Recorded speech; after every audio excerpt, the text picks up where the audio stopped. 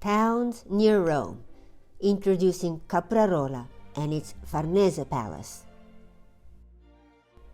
Rome has got a lot to see, but have you ever thought about going outside of the city? Today I'm going to take you to Caprarola. I'm sure you've never heard of this town. 60 kilometers north of Rome, an hour drive. With buses, it might take 3 hours or so. And here we are at Caprarola. Arriving in the little village, take the main street all the way to the top, and there it is. The 16th century Renaissance miracle, Farnese Palace, Palazzo Farnese.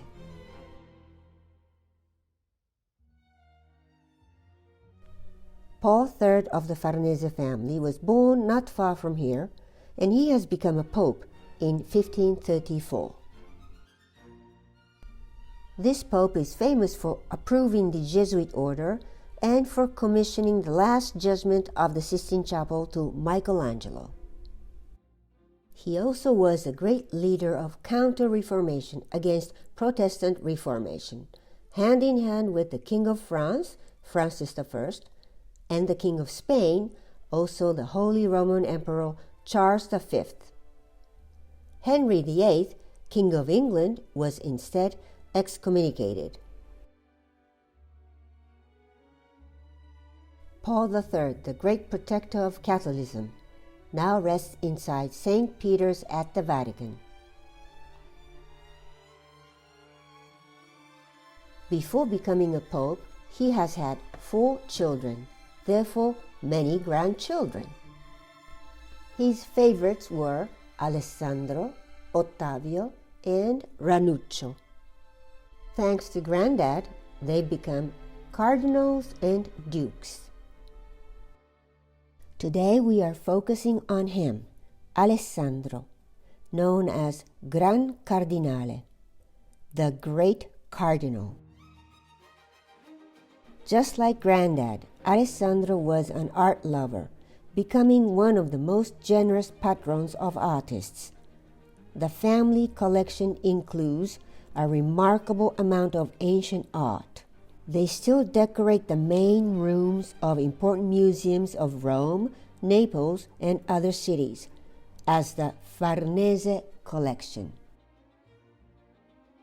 In other words, the Farnese are one of those families who destroyed archaeological evidence from the Palatine Hill, for the grief of the archaeologists of today.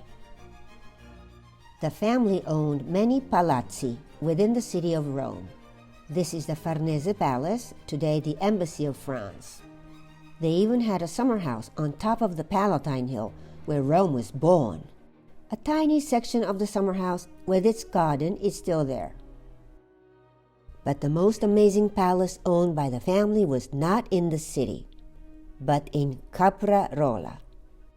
Cardinal Alessandro poured his passion and fortune into this palace, making it the most amazing Renaissance architecture.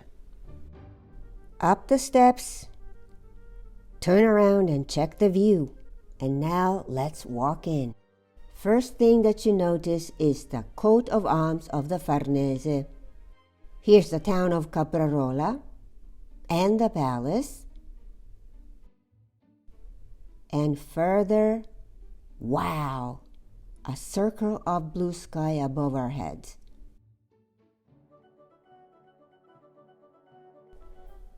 This palace was started by Paul III as a fortress, but Alessandro has made it into a fabulous palace.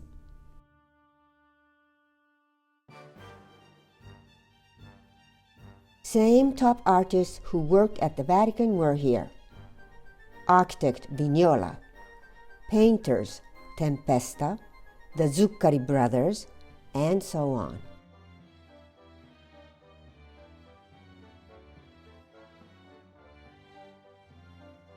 Here's a huge hall. Capra means goat. A goat here, a goat there. The Farnese were really fond of Caprarola. What? Do I see a squid up there? Well, that's new. I wonder what it means.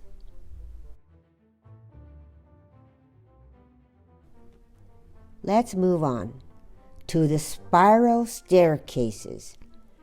I've seen many staircases like this, but this is just breathtaking. Pure harmony between architecture and painting.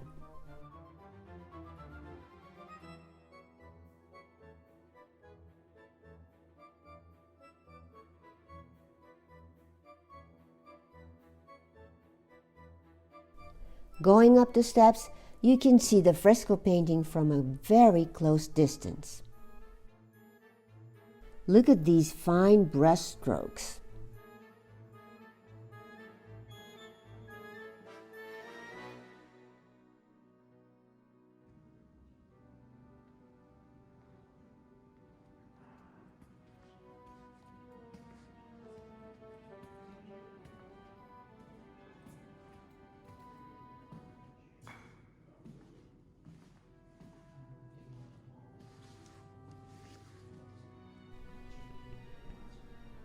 Looking down towards the circular courtyard.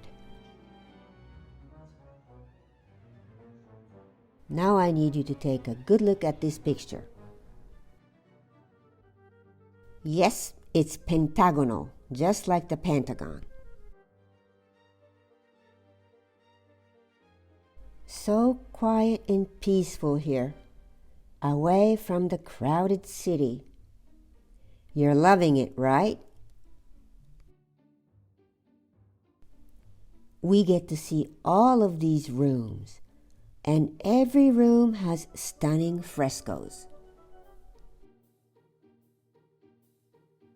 The coat of arms of the Farnese family consists of iris and unicorn.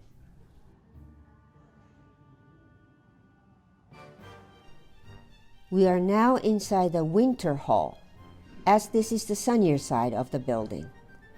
During hot season, they use the other half of the palace, much cooler.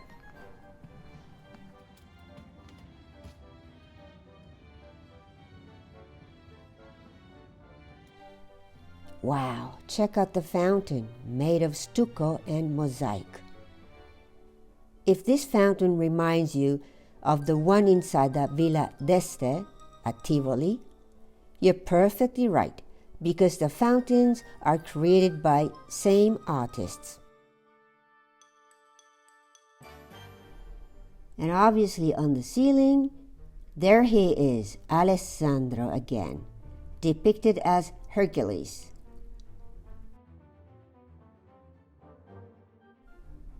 You know, it's very rare to see original floorings from the 1500s.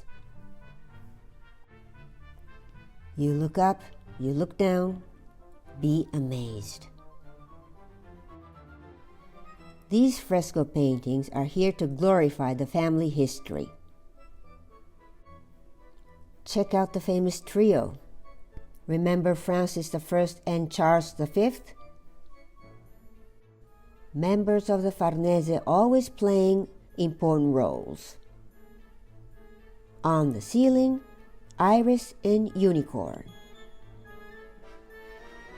And again, there they are.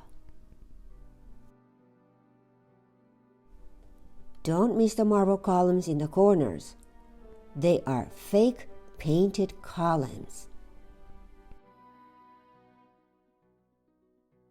I'm not sure if you can see this from the picture, but the ceiling of this room is three-dimensional, with stucco and fresco decoration. By this time, I know your neck is sore, but how can you not look up, right? Wait for the grand finale.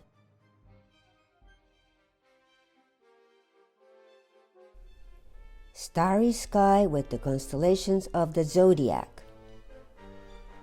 On the walls, maps depicted in 1574. We are in the room of the world map.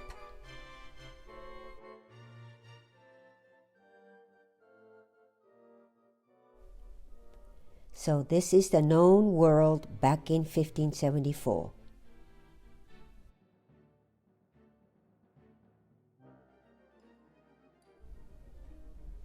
Africa, Europe,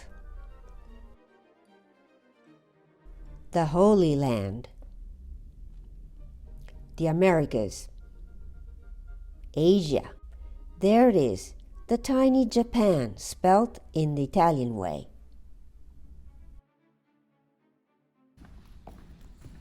Heading outside to the gardens.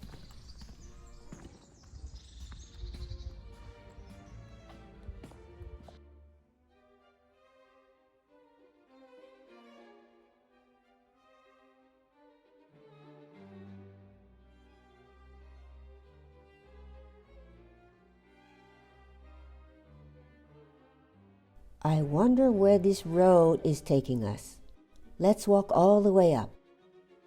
Hidden behind the woods, ta-da, a lovely guest house, or if you prefer, the summer house. This guest house is quite distant from the main palace. Bit of a tough walk for the guests, don't you think so? And as you can see, the two structures are not built on the same line. That's why you cannot see the guest house from the palace, and you don't see the palace from here. They say Cardinal Alessandro was in a passionate relationship with a mysterious woman. Maybe this was their love nest? Between them, a girl was born. Clelia was the beloved but illegitimate child of Alessandro, the only child. She grew into a beautiful lady, the most beautiful woman in Rome, some say. Naturally, boys would not leave her alone. She married twice, had many lovers, among them Cardinal Ferdinando de' Medici. Alessandro adored his daughter Clelia, and this was the place where they could be simply father and daughter. Wait a minute, we can even go further. Behind the summer house, here's the secret garden with a fountain and roses not in bloom yet. Imagine Alessandro and Clelia relaxing in complete privacy.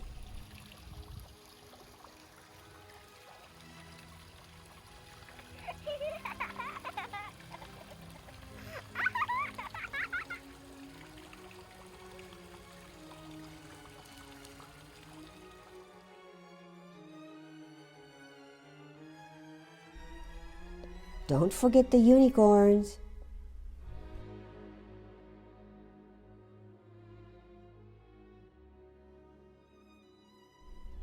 Cardinal Alessandro dies in 1589. He was 69 years old. He was buried inside the Church of the Gesù in Rome. The church was constructed by Alessandro as the mother church of the Jesuit order. Clelia dies in 1613 at the age of 61.